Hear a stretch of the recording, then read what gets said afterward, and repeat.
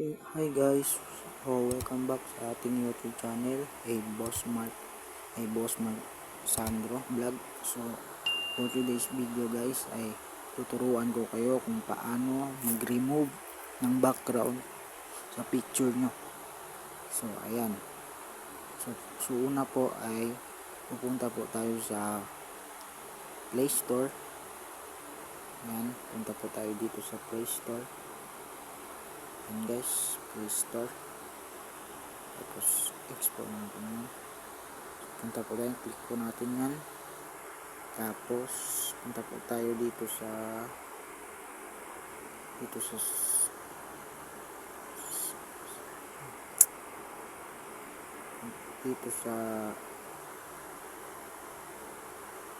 search box. Yan.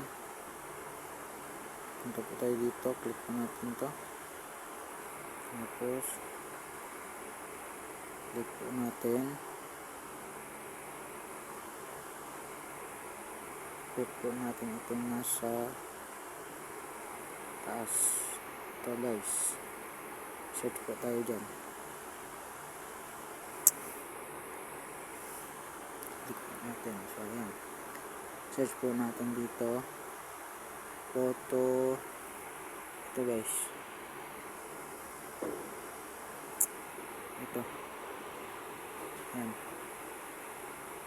Wait lang.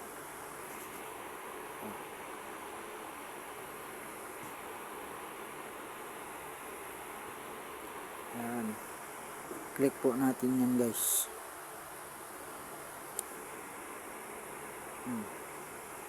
Tapos punta po tayo dito guys. Click po natin ito.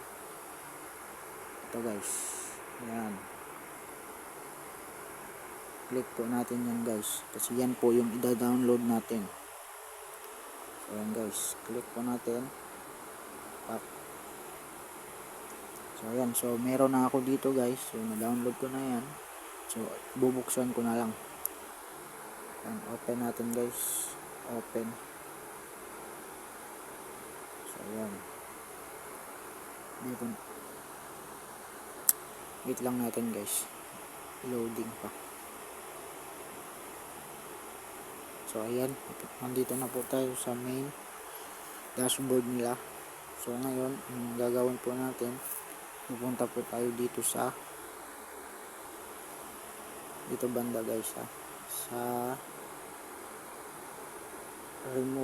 remove background. Click po natin yan guys. Remove background. Tapos mamili po tayo ngayon ng ating tatanggaling background picture. So ayan. Ngayon guys ay click po natin itong Google Photos. Ayan, click po natin yan. Click po natin yan siya guys. Ayan. So mamili lang kayo dito guys. Ipili lang kayo dito guys kung alin picture yung gusto nyong burahin yung background. So ito yung pipiliin ko guys. Wait lang. Punta tayo sa Facebook. Ayan. So ito yung tatanggalin kong background guys. Ito guys. Yan.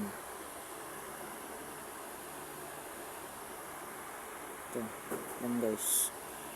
Yan yung tatanggalin kong background. Click po natin to. Yan. Wait lang natin siya guys. Siya na. Pam. So ayan guys. Tanggal na yung background. So ngayon ay lalagyan natin ng white background.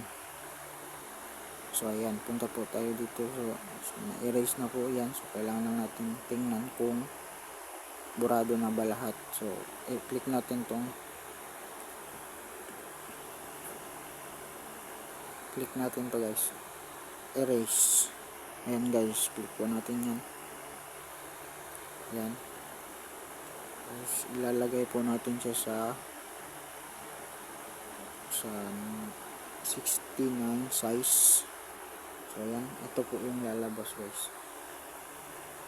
Ito po. Ayan. Yan po guys yung makikita nyo. Tapos ida-drag nyo lang yan siya guys. Yan, hawakan nyo lang siya dito guys. Long press nyo. Tapos scroll down ganyan para mabura yung iba. So ayan, since burado na po lahat yung background nya, ay proceed na po tayo dito sa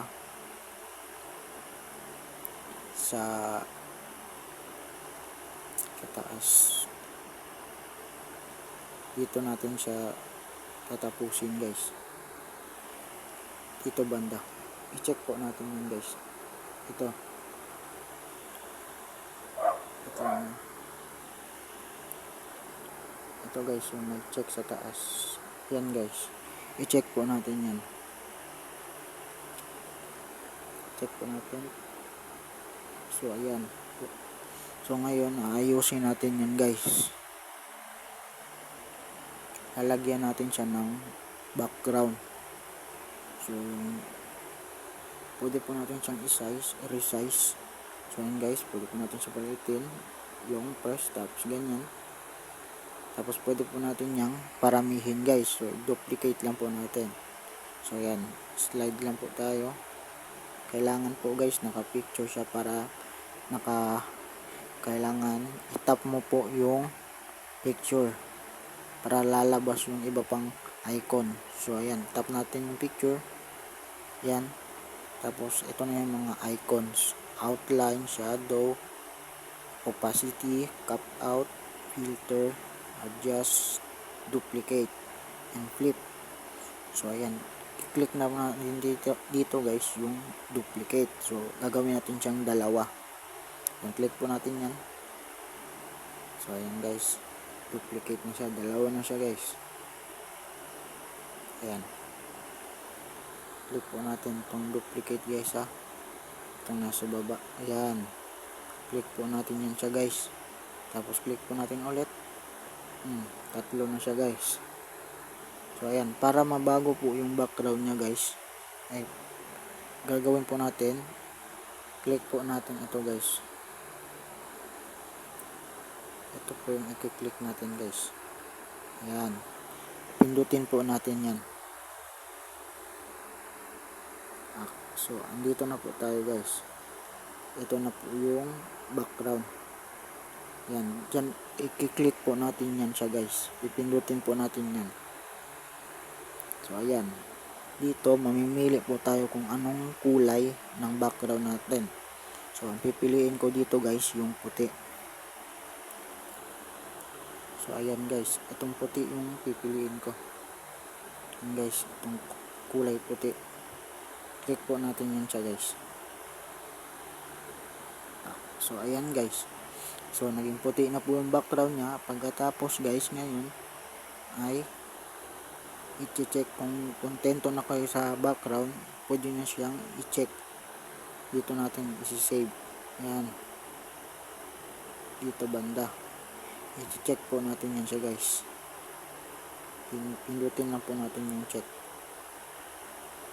At pagkatapos guys ay pindutin na po natin yung save sa taas. Ayan guys, yan po yung pinakalas. So ngayon ay pipindutin na po natin yan, save. So ayan guys, X lang natin to guys. So ayan guys, nag-create na siya guys. Tapos na siya, save na siya. Ayan guys, kita nyo guys, save na yun, nakalagay save. So ayan guys, so ngayon click natin yung home.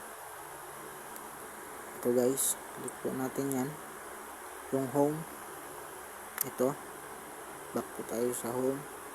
Tapos pupunta po tayo ngayon sa ating gallery. Ito guys, dito po tayo pupunta.